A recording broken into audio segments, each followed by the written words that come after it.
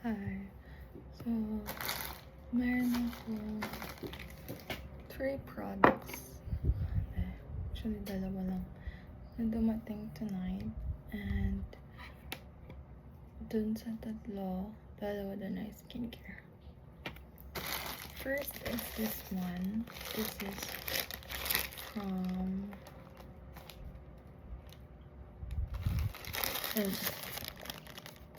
Original. Nakita niyo.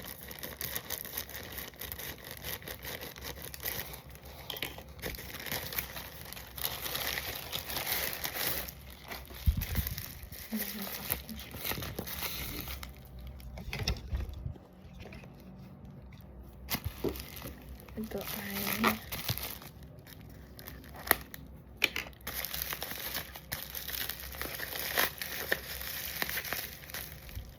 ganito lang pala siya kaliit. So, ito yung nagpo-viral na brightening moisturizer na gamit ng mga influencers. I may be late sa trend, but still, I'm in trend. Kasi meron akong mga like this na I want to correct. Kaya na yung mga little bumps. Kasi madalas akong trend. Next item is this one. Ito muna. Ito yung moisturizer na ginagawa nilang parang siyang sleeping mask. Sobrang dami nilang lalagay. And then, when you wake up tomorrow, sobrang askin ka. This is a brightening moisturizer with niacinamide and tranexamic acid fruit blend extract. So, 50 ml itong isang tab. I think this is around 130 to 140 pesos. And di ako masyadong nagme-makeup so sobrang cute yung eye bags ko. Kaya I wanted to try then this eye serum. Ganda ng packaging. Diba? This is eye serum, caffeine plus peptides. And so let's open. I will clean my face first before I do the night skincare routine.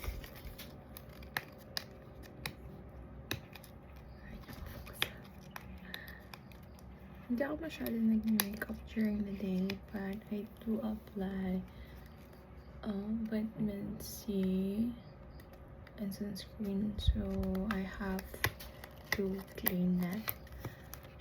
Para naman hindi ako mag-bombs, although I have palagi dito sa chin kasi maybe sa food.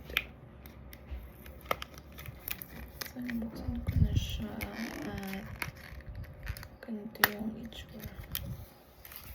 Nagkasya na sa akin. This was my shirt before ng college. And kasya na siya ulit. So, I'm slightly shedding na the weight I gained throughout my working era. Long way to go, but nice naman ng top. Char. Ito lang siya kasimple and may expiry date dyan. This is the applicator. Like this. So later papakita ko sa inyo yung I'll do sandwich method. And then this one. Open na rin natin.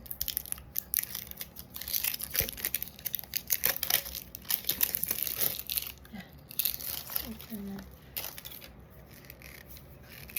I wanted to smell. So malalaman yung original siya kasi may seal and everything with QR code. And they're kind enough to include spatula like this. I want to smell it.